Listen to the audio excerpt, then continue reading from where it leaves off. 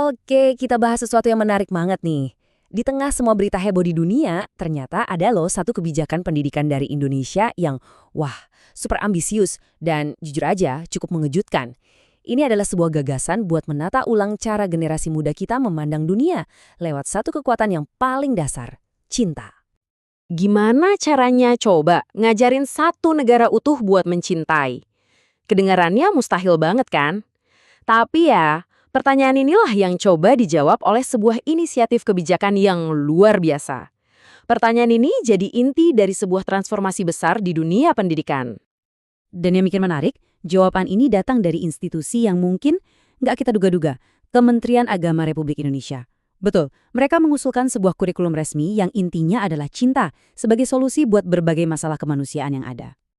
Tentu aja ya, kebijakan segede ini nggak muncul gitu aja. Pasti ada alasan kuat di baliknya. Nah, supaya kita paham gagasannya, kita perlu lihat dulu nih konteksnya apa sih, baik di dunia maupun di Indonesia sendiri, yang bikin ide ini sampai harus muncul. Alasan pertama, ini masalah global. Jadi, argumen utamanya adalah dunia kita ini lagi mengalami fenomena dehumanisasi. Maksudnya, ya kita lihat sendiri kan, konflik dan kekerasan ada di mana-mana. Dan sering banget mengabaikan martabat manusia.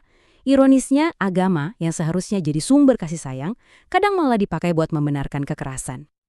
Terus, kalau kita lihat di dalam negeri, Indonesia sendiri masih punya PR soal intoleransi, tantangan buat kebebasan beragama, konflik sosial gara-gara identitas, itu semua masih nyata.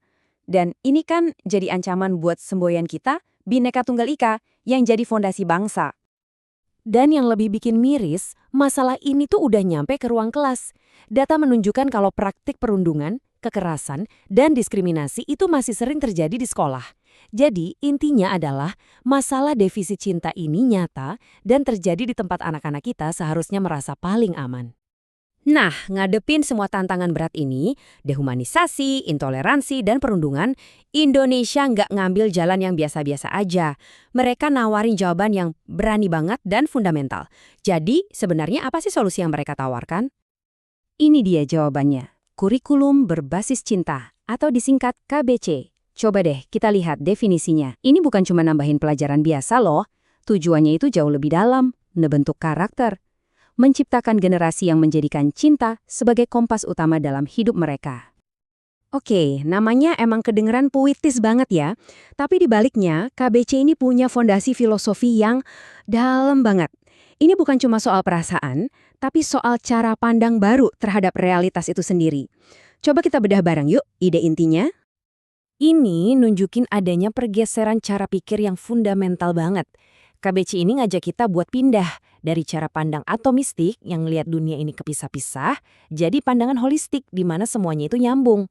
Dari antroposentris yang ngerasa manusia itu di atas alam, jadi ekoteologi yang ngelihat alam sebagai sesuatu yang suci.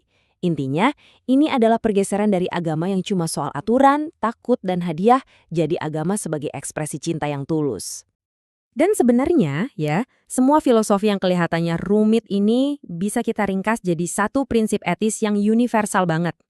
Namanya aturan emas atau the golden rule. Kerennya lagi, prinsip ini tuh ada di hampir semua ajaran agama besar di dunia. Ini kan inti dari empati dan cinta universal itu sendiri.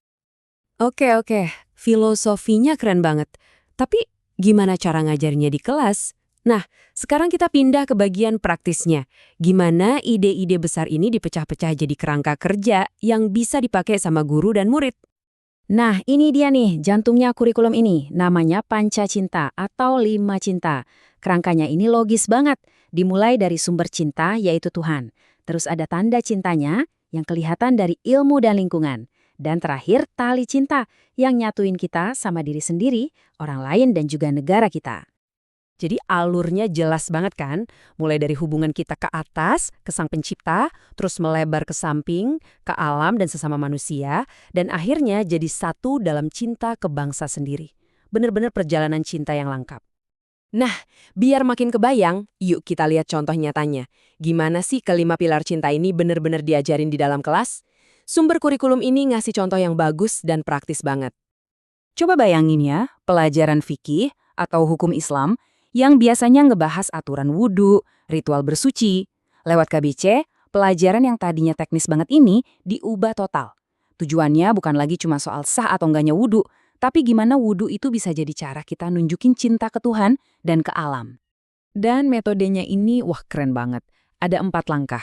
Rasakan, bayangkan, lakukan, bagikan. Jadi murid-murid merasakan sendiri gimana borosnya air yang mereka pakai. Terus mereka membayangkan teladan hemat dari Nabi. Habis itu mereka melakukan langsung, coba wudhu sehemat mungkin. Dan terakhir mereka membagikan ilmunya. Keren kan? Pelajaran fikih yang tadinya soal aturan doang, sekarang jadi soal empati, peduli lingkungan, dan aksi nyata. Nah, ini ngebawa kita balik ke pertanyaan awal yang besar banget. Inisiatif dari Indonesia ini kan ambisius banget ya. Dasarnya adalah argumen bahwa masalah terbesar kita, mulai dari konflik dunia sampai perundungan di sekolah, akarnya sama, kurangnya rasa cinta. Jadi pertanyaannya, balik lagi ke kita semua, kira-kira kalau satu negara aja berhasil nanamin cinta sebagai inti pendidikannya, apa mungkin ini bisa jadi pemicu perubahan yang lebih besar buat dunia kita? Coba deh direnungkan.